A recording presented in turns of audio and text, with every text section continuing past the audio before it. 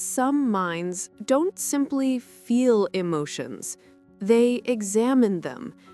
They replay moments again and again, as if every heartbeat carries a hidden message that must be decoded. A compliment becomes suspicious. A silence becomes threatening. Happiness is questioned until it collapses under the weight of interpretation. These minds live in the constant hum of emotional surveillance, unable to trust what they feel without first proving why they feel it. To others, it may look like sensitivity or curiosity, but inside, it feels like standing in front of a mirror that never stops reflecting. Every expression, tone, or memory becomes evidence in an endless investigation. What could have been a fleeting feeling becomes a puzzle with no final piece. This is not drama.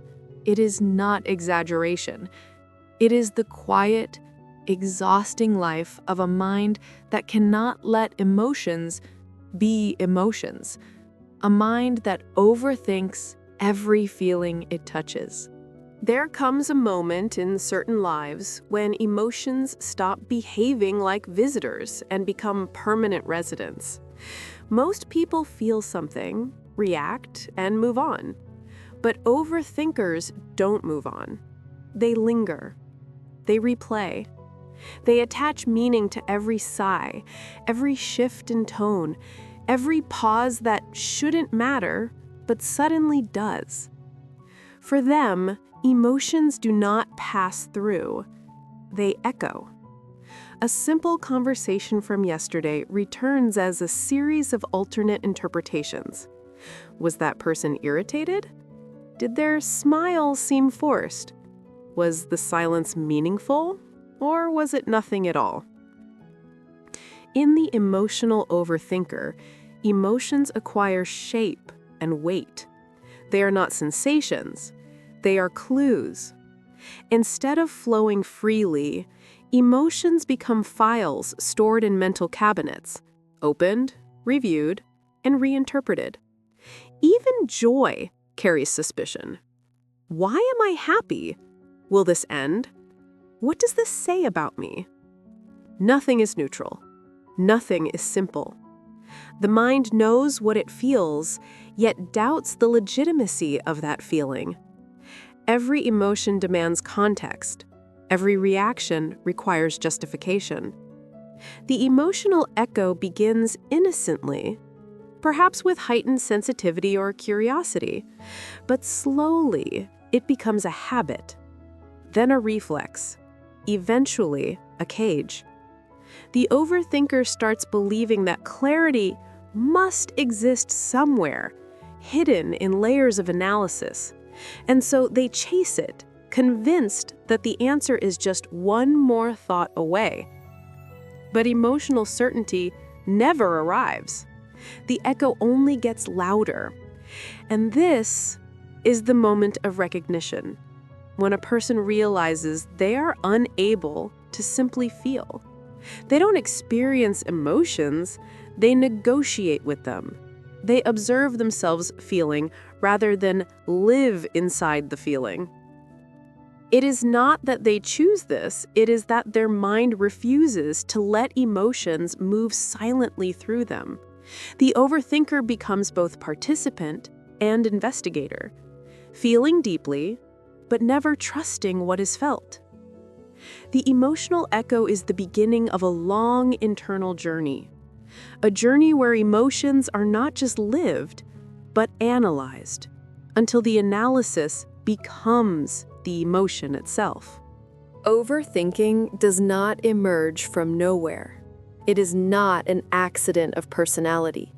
It is learned, shaped, and refined, often long before a child understands what emotions even are.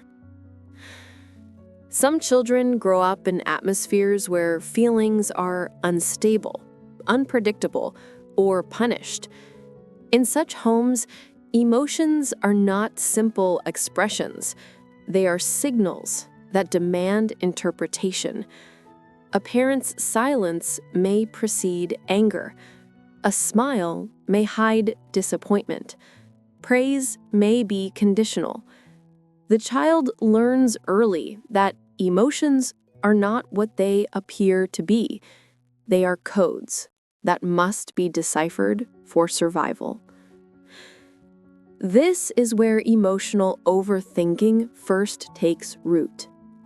A nervous system shaped by inconsistency learns hypervigilance. A child begins scanning faces, voices, and behaviors, searching for patterns that will protect them. Their mind becomes a shield. Over time, this scanning transforms into analysis, and analysis into suspicion, especially toward their own emotions. Even in calm environments, emotional overthinking can grow from subtle seeds. A family where feelings are minimized, where children are told they are too sensitive, or where vulnerability is treated as a flaw. The child learns not to trust their first emotional response. They adjust, refine, reinterpret, hoping to match what others expect. The blueprint forms quietly. A child who must earn emotional safety learns that emotions are tasks. Feelings become projects. They begin to believe that every emotion requires explanation, that every internal response must be justified. By adulthood, this blueprint no longer looks like survival. It looks like personality. The overthinker assumes they were born this way. They don't realize their emotional instincts were trained, not chosen. Their mind learned to overprocess feelings because at some point, simplicity was dangerous. And so the blueprint persists. The child who once studied emotions to stay safe becomes an adult who fears emotional mistakes. They worry about saying the wrong thing, feeling too deeply, reacting too quickly. Their emotions, once a natural compass, now feel like landmines. Each sensation is monitored. Each reaction is reviewed. The world becomes a place where misinterpreting a feeling feels catastrophic. It is not weakness. It is adaptation. The mind that overthinks emotions is not broken. It is trained. It is an intelligent system doing what it once had to do: anticipate, decode, and protect. But in a safer world, that protection turns into imprisonment. The blueprint remains long after the danger is gone. Emotional overthinking is not merely a habit. It is a neurological loop. The human brain has two major players in emotional processing: the amygdala and the prefrontal cortex. The amygdala generates emotional reactions. The prefrontal cortex interprets them.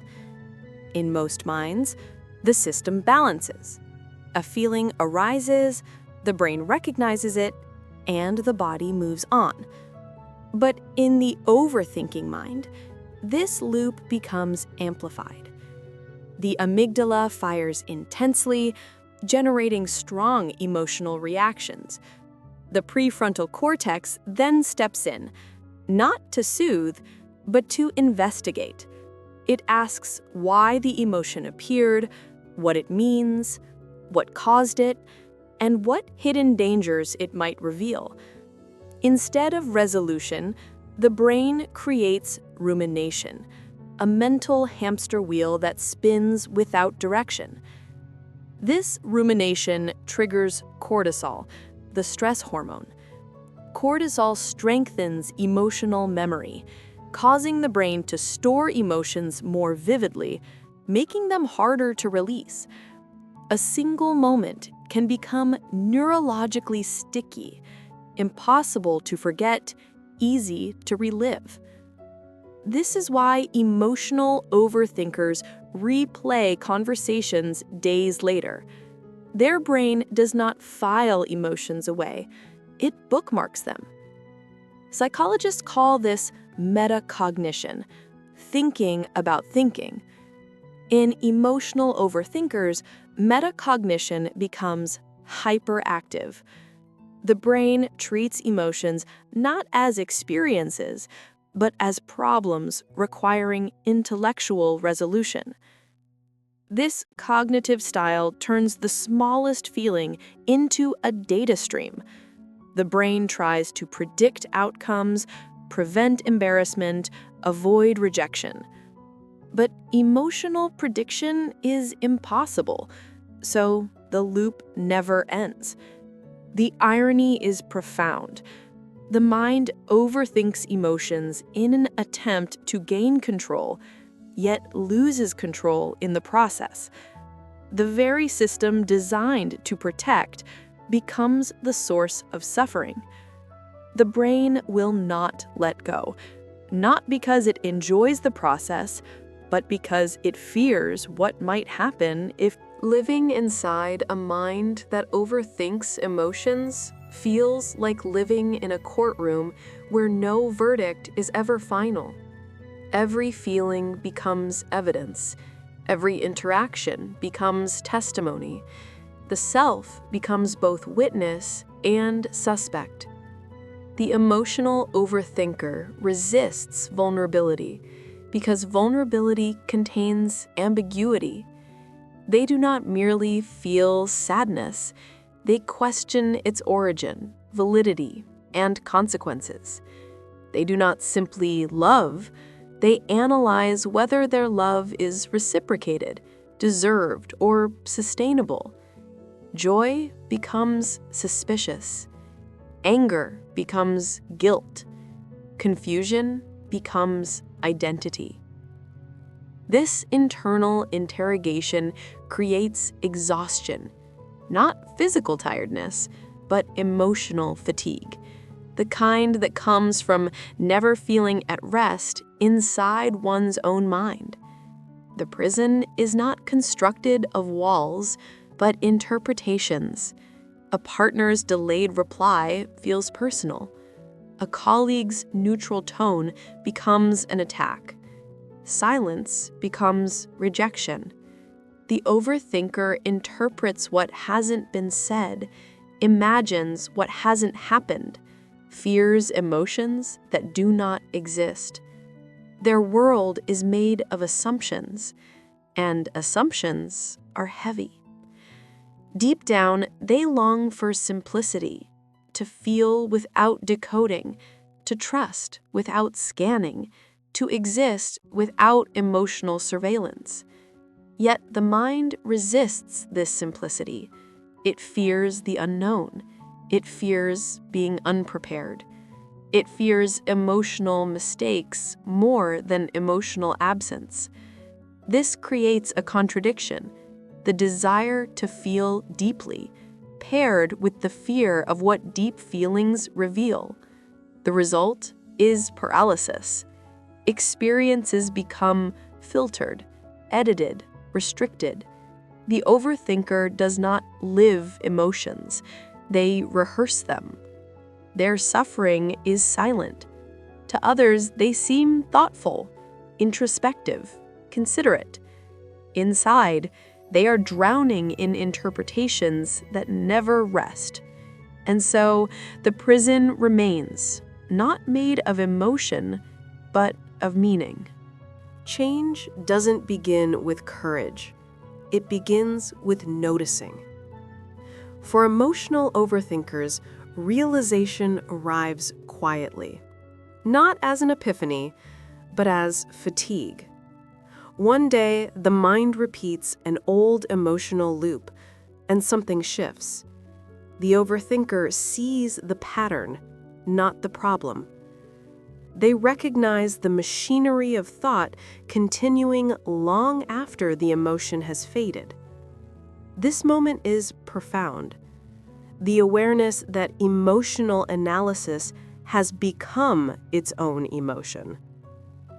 They begin to notice that the feeling itself is not painful, only the interpretation is. The fear is not about what happened, but what the mind insists it means. It becomes clear that emotions are not threats, the stories attached to them are. The turning point is not a solution, it is an opening, a glimpse of spaciousness where emotions might exist without interrogation. For the first time, there is a question. What if feelings don't need answers? The realization is small, but it changes everything. Healing is not the removal of emotions. It is the removal of urgency. For emotional overthinkers, learning to sit with feelings means allowing emotions to exist without translation. A feeling arises, the mind notices it, and instead of interrogating, it pauses. The pause becomes space. The space becomes safety. They begin to see emotions as waves rather than riddles, temporary, fluid, alive. No longer threats, but movements. Fear becomes a sensation, not a prophecy. Sadness becomes rain, not a verdict. Joy becomes warmth, not evidence. There is no advice here, no prescription, only observation. The overthinker learns that emotions do not grow stronger when left alone. They soften. They pass. They leave room for stillness. The mind, once loud, begins to quiet, not because it has answers, but because it no longer seeks them. Eventually, the mind recognizes something remarkable. Emotions were never enemies. They were messages, visitors, teachers. They were meant to be felt, not solved. The stillness after thought is not emptiness, it is peace. Not the absence of emotion, but the absence of urgency around emotion. A life where feelings are companions, not puzzles. The overthinker does not become someone else. They simply become someone who no longer fears themselves. The world does not change, but the relationship with the inner world does. In that shift, a new kind of freedom appears. Not the freedom of certainty, but the freedom of presence. And the mind, once trapped in emotional analysis, finally rests